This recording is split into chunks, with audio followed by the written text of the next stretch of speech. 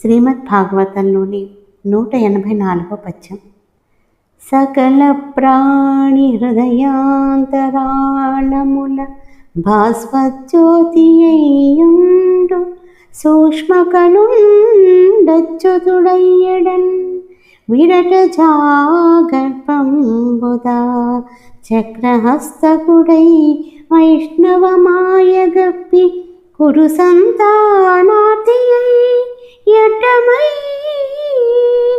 ప్రకట స్ఫూర్తి నటంచే ద్రోణతనయ బ్రహ్మాస్త్రమున్ లీలతో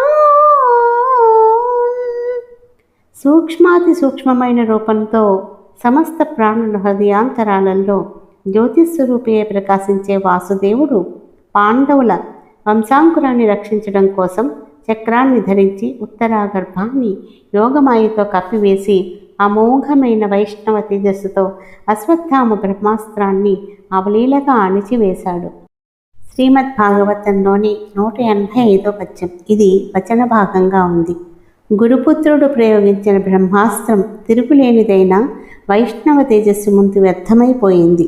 తన మాయా ప్రభావంతో నిఖిల జగత్తును నిర్మించి భరించి హరించే పరమాత్మునికి ఒక బ్రాహ్మణ యువకుని బాణాన్ని నివారించడం విచిత్రమైన విషయమేమీ కాదు. అప్పుడు ఎంతో సంతోషంతో కుంతీదేవి కోడలైన ద్రౌపదితోనూ కొడుకులైన పాండవులతోనూ వచ్చి ప్రయాణమై ద్వారకకు వెళ్ళబోతున్న శ్రీకృష్ణుణ్ణి ఈ విధంగా స్తుతించింది.